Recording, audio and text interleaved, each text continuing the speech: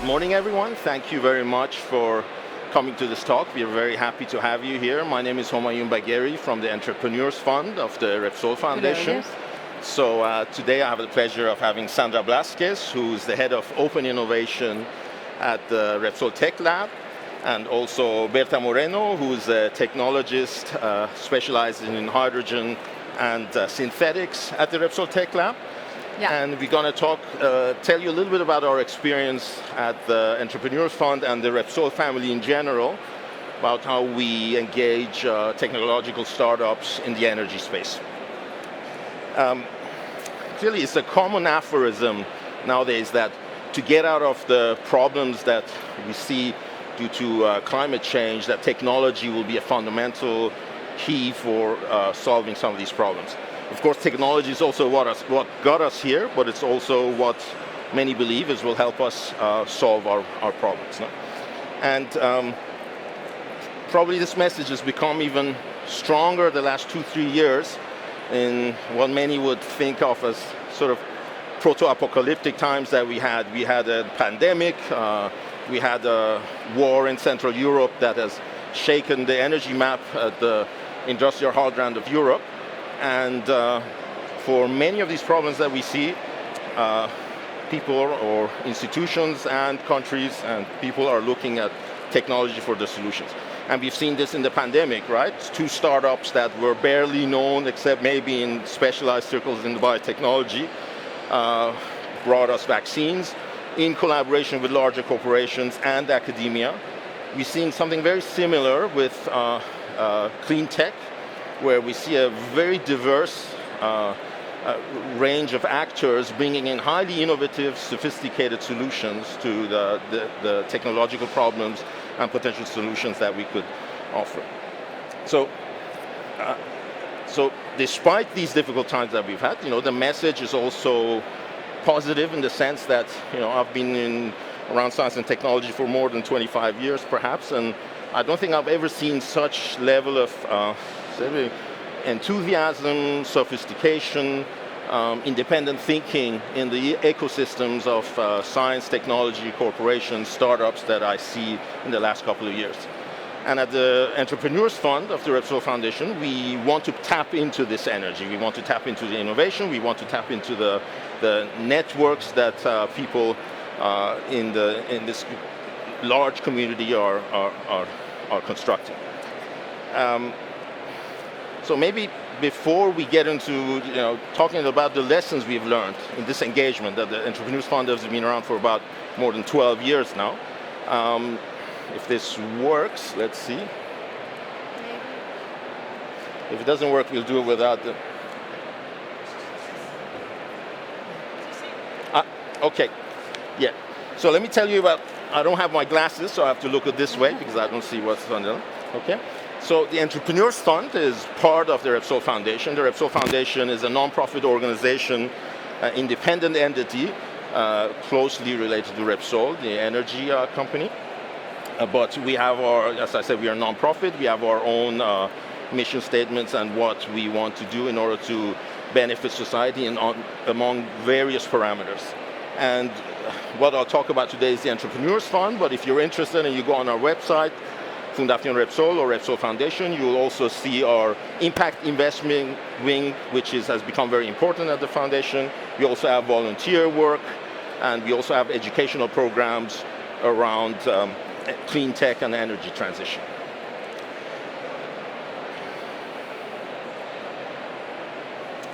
And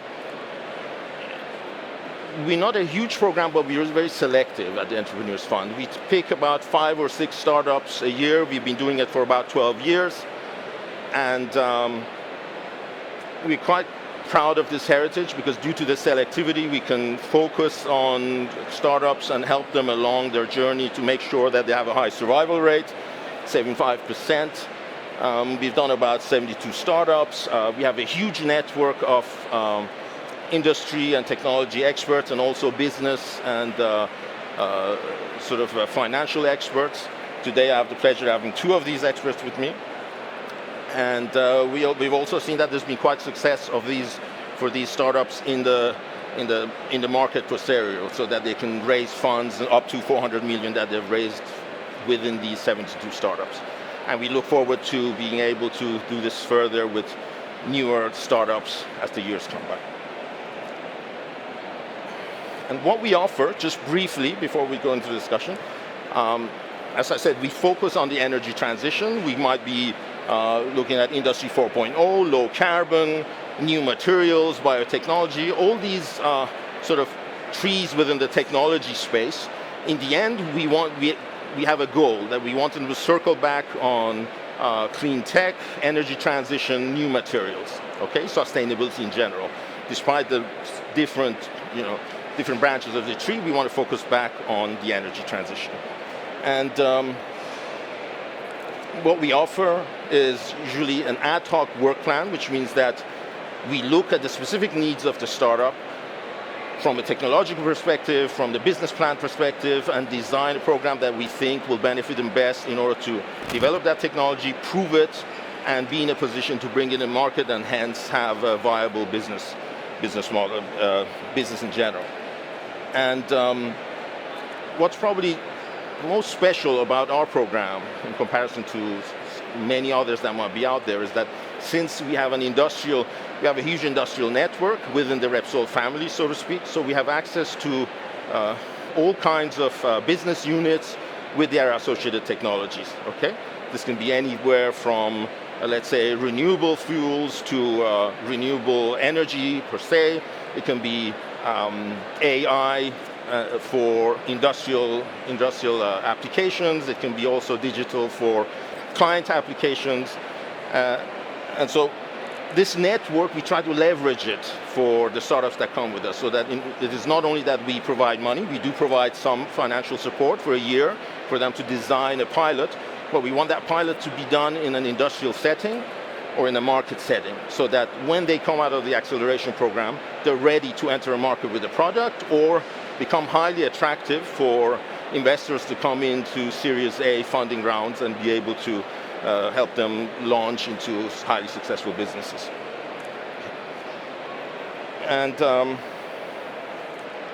if this moves, yeah, just a few examples. I'm not going to go into the details, okay? But there's a diversity of startups that we look at. It can be anywhere from fintech to renewable fuels to carbon capture, okay? And there's if you go on our website once again, Repsol Foundation Entrepreneurs Fund, you'll see the history of some of these companies, and you will see that most of them are in the energy space. And in this context, when we do accelerate these startups, we have our expert committees. We form expert committees from business to technology to corporate venture, and this is why we have the pleasure of having Bertrand Sandra here today. Sandra is the head of open innovation, as I said. Can you still hear me? Because the microphone is changed. Okay. Yeah. Head of open innovation. You were also in corporate venture in Repsol. From your experience in all the advisory committees that you've been on, what do you think are the things that startups need to do in order to become attractive to investors? Well, I think that especially for our sector, our energy sector, yes. First at the beginning, for the startups, it's difficult to understand how a traditional oil and gas industry works, because we were not used to work with the startups, because the traditional oil and gas companies in the past doesn't need it. But now it's time to open our doors and open for the solution and for the startups that we need in order to boost our energy transition. Mm-hmm. So the things that I can show in the Entrepreneurs Fund, it's sometimes they have difficulties to understand our industry sector because the oil and gas company weren't not open. Yeah. But now, yes, we are now changing for a traditional oil and gas to a multi-energy company. Yes. So we are open our minds, and I think for the startups is the sweet moment for collaborate with us. Mm-hmm. So understand the industry was difficulty, but now I think it's changing. Mm-hmm. Yeah, in fact, if some of the data I've seen, the investment in startup generally in Europe has almost doubled in the last 2-3 years. before it was that most of this investment would be in North America, and now we're seeing this trend in Europe. So you seeing some of that in your corporate venture Yeah. activities? Yeah, well, and These activities. the clean sector is Yes. growing, Yes. and for this change that we need, we need the startups. And one of the things that we can do for working with them Yeah. is invest in the startups. And for the entrepreneurs fund, for the specific for Repsol, it's a very good example how we can know these startups, because the list that we saw before, the corporate venture fund has invested in 3 of them. Yes. So I think that it's really good space Right. for collaborate, and all the startups that are now related with the energy transition change, the Right. energy transition, are good for us, and it's a proof Right. that the commitment is we have also invest on them. Right, because you develop a relationship with them, and then They are you know how they operate, not and only they invest, know you. not only invest in them, also develop projects, internal projects with another partners also. So we really believe in this solution and in these startups. Okay, thank you. I'm going to ask, follow up with you, Berta. You know, you are a scientist, technologist. You know, we have you as an advisor in some of the startups that we either evaluate or accelerate.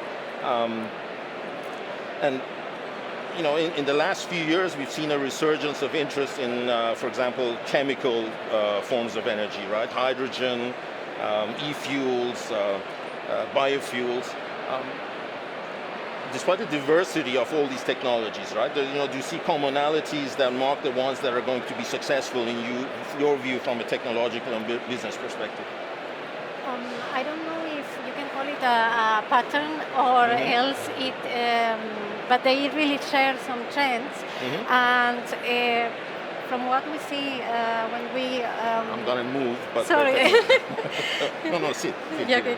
Well, from what we see when we meet them is that they usually have a strong proposal.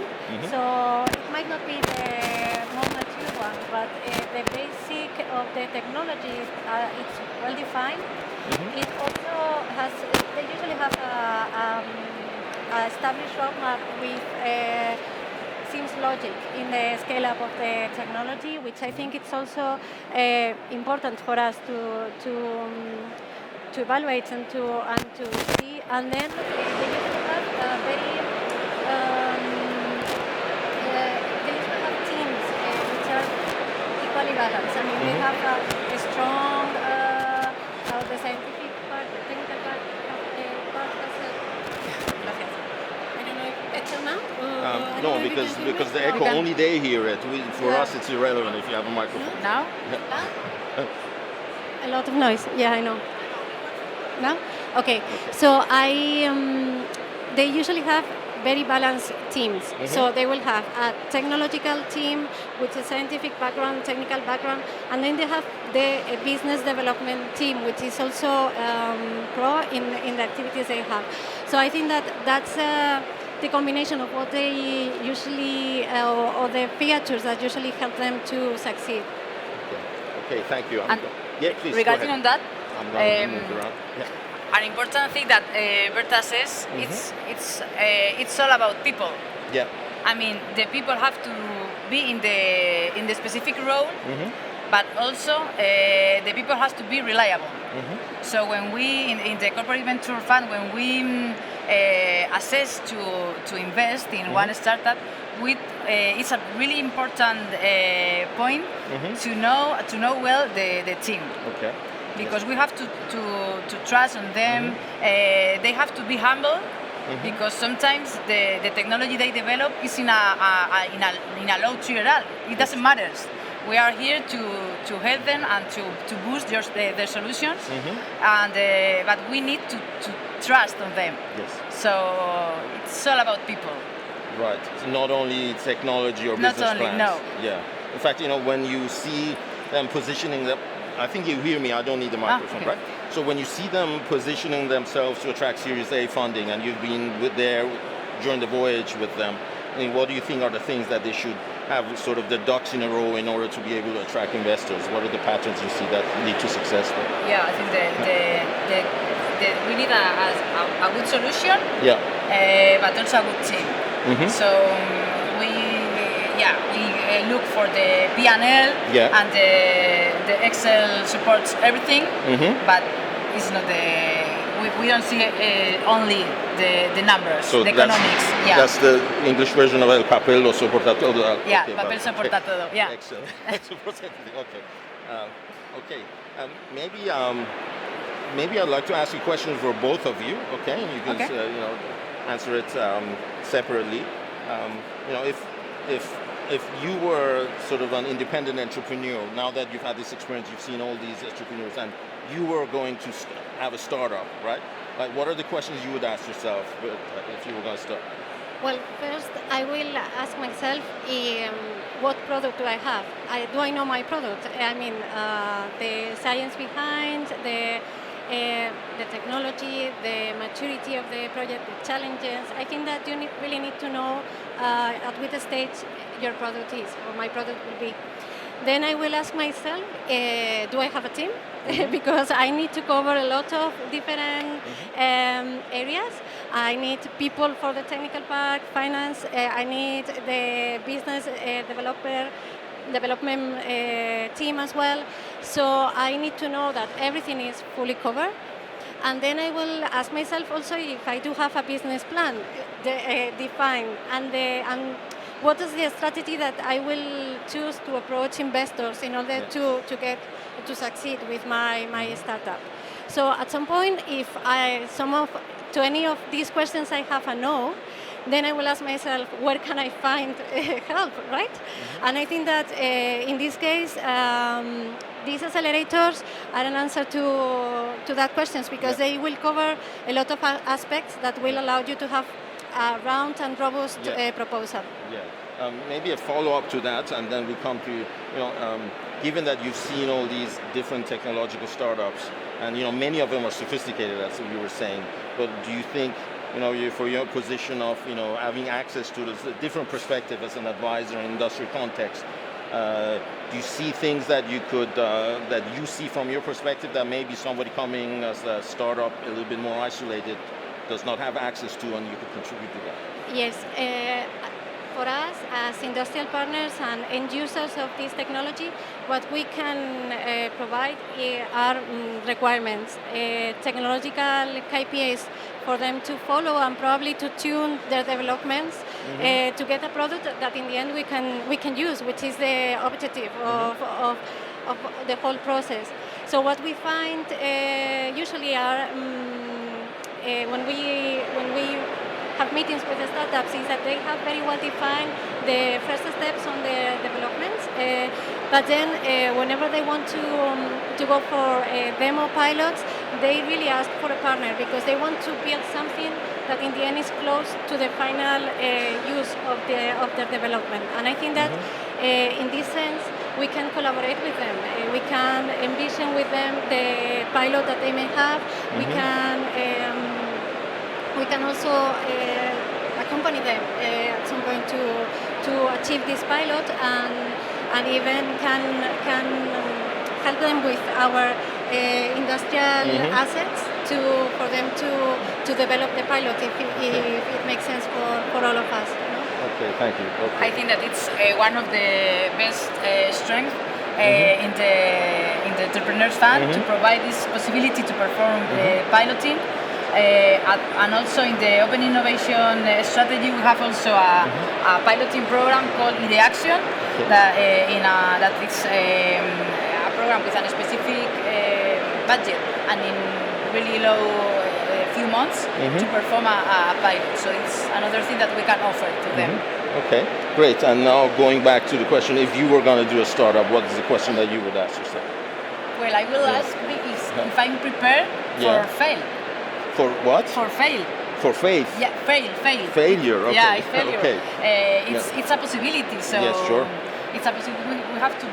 They have to be prepared for fail, but also it's, I think that being an entrepreneur is difficult. Yeah. So like AC/DC says, perhaps a highway to hell. Sure. It's difficult, but they have to be prepared for be Right. stronger and to talk with a lot of Yeah. investors, with a lot of corporates, and why not to open for Okay. alliance. Okay, so be open to networking and alliance, Yeah, right? yeah. And so, okay, so and you've, as I said once again, you've been spectators in the sort of the acceleration program as advisors. If you enter an acceleration program, how would you go about making sure that you can take advantage of it, whether ours or others? How would you go about? If I was Now you enter an acceleration program, right? And you like want an to, entrepreneur, as an entrepreneur, and you want to capitalize on the ecosystem, right? What would you do? well, How would you set it up to starting up, capitalize on it? Yeah. talking about with a lot of investors and putting in value the solution, the team, and also how you can help or you can collaborate with the partner in order to be sure that it's a matter of reliability, but also to like Phoenix to be high again. Okay. Excellent. And I think that joining this kind of ecosystems is very interesting because you will come with a lot of experience accumulated from many years that can help you figure out those blank spots that you will have on your proposal. And I think that in the end you can get a very defined idea, and then the tools or the lever to commercialize it in the end. excellent. Well, I thank you both, Berta and Sandra, for taking down. We still have 2 minutes left. I would have loved to take questions from the public in these 2 minutes. I don't know if somebody has a question. I'd have to walk up to you and repeat it, or you have a microphone they could. Okay, sure. If anybody has a question, we have 2 minutes. Yes, please, the lady. You I'm going to understand come. this? Yes. You also work with startups that already have proven products in the market and the scale up.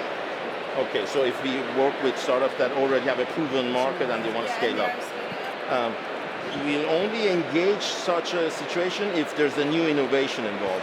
If it's just let's say a scale up of something that is not going to be developed further, that is already proven, we know that it works, then it's more difficult. Maybe in the industrial setting more so, because usually taking something in an industrial plant to test it and scale it up is by itself a science in itself. So there maybe we're open, but if it's just sort of a product that is going to be placed in the market, that's probably more difficult usually. Okay, any more questions? Okay, I've been told that you can also follow us on Twitter, I think @fundacionrepsol.com, and also hashtag Fondo de Emprendedores. Okay, thank you very much.